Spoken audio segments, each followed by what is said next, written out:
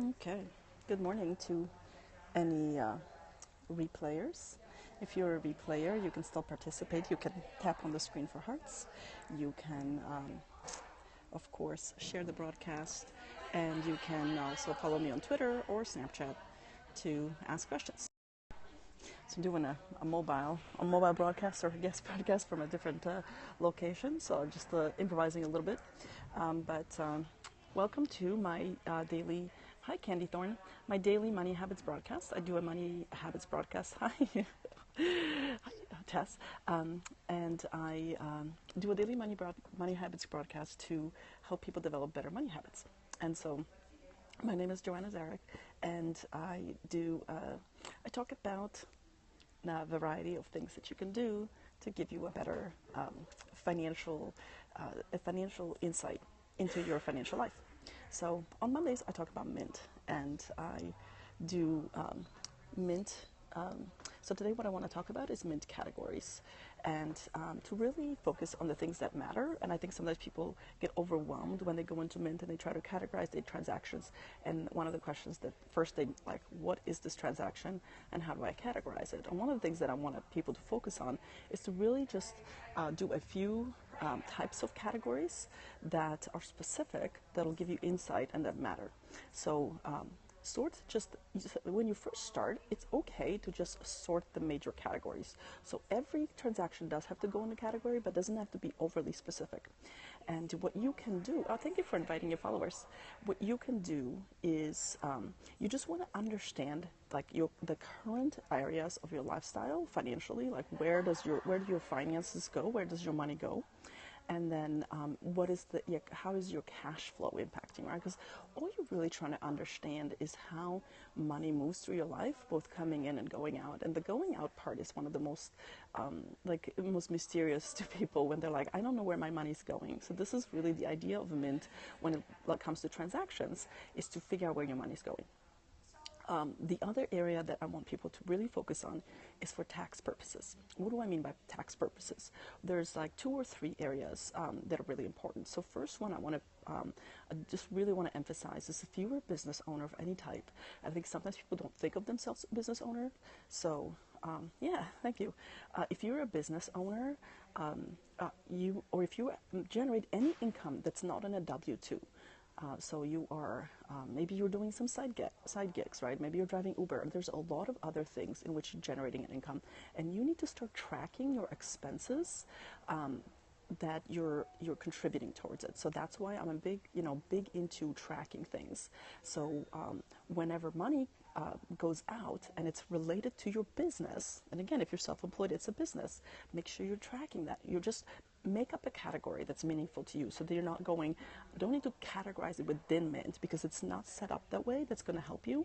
What you just really need to do is mark every transaction that's business related. I actually made up a category with my business name and everything related to it. I always mark it. I always go, okay, business expense, and it's glean results. So I just mark it because that way I don't miss any transactions, and it's really, really important because for tax time you're going to want to know that. The other areas, like if you are itemizing deductions and you have charitable contributions, you definitely want to make sure that you're tracking a lot of donations. Sometimes you're even making a purchase that's a donation, or if you purchase a membership to a local museum. By the way, those are charitable contributions. So every time it's related to a charitable deduction, make sure you mark it.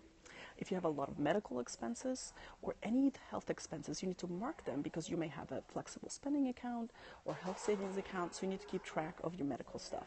Those are the 3 sort of main categories that I came off the top of my head. So if it's tax related, make sure you're tracking it in those categories. And again, they don't have to be broad. You just have to be consistent. The other place that I think is really helpful is if you have variable lifestyle expenses that are killing your budget and you don't know what they are. You need to be really aware. Like sometimes people are like, what should I set a budget for groceries? I don't know, how much do you spend, right? Like you got to know your starting point. So things like groceries, things like eating out, things like buying gifts for other people, and maybe when you have a shopping addiction. So pick a category that you really want to focus on so that you can market correctly, so you know what your cash flow is in that category, so you can set a budget. And then make sure, like, the thing you're trying to avoid is uncategorized or unknown. So categorize every single transaction. That can be very simple. So I just want to go through the major categories. So the mint categories, unfortunately, are listed, and they haven't changed it in forever. They're all listed alphabetically. So the major categories. So for auto and transport, right? If you have gas expenses, if you have parking expenses, just start marking everything car related, auto and transport. You don't have to figure out, if you're not going to change your parking behavior, you don't need to figure that out. You just need the major category. Hi, Rose. For business services, but bills and utilities, like that's why it's not like you're going to for your regular expenditures, it's not like you're going to change your behavior. It's not like you're turning your electricity off. You're not turning off your water, right? So those things are like, yeah, this is how much I spend. You can either put in bills or utilities or mark every home expense a home expense.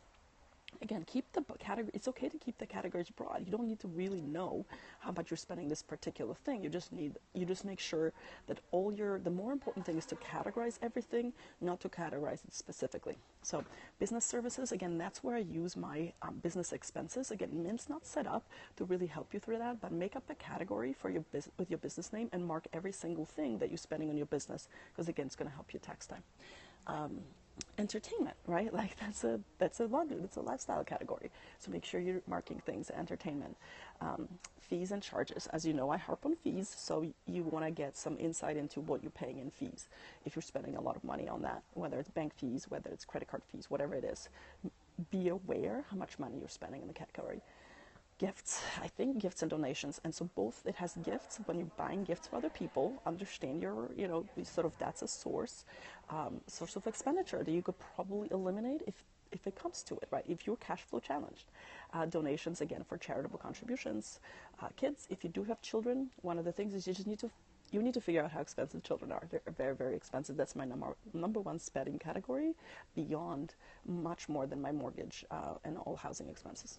Personal care, again, it's like, just be aware. These are the categories that they're not life-sustaining.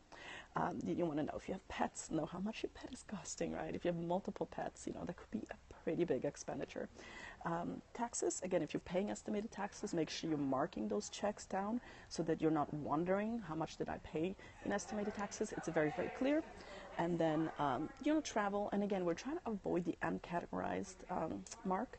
So you can always sort at the end of the month, you can actually look and see, has anything been uncategorized? And again, if you're doing daily, you should be able to avoid any of these uncategorized things. So that's the message for today. If you're using Mint, make sure you simplify your categories.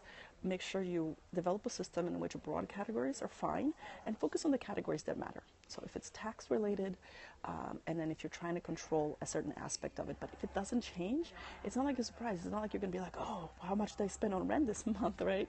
Like, you just need to put all your home expenses in one bucket. So use fewer buckets, be consistent, and leave no transaction uncategorized. That's the message for today. Thanks for anyone that was able to join, and happy minting. All right, see you guys tomorrow, because I'm on every day, 10 a.m. and 10 a.m. Central. Bye.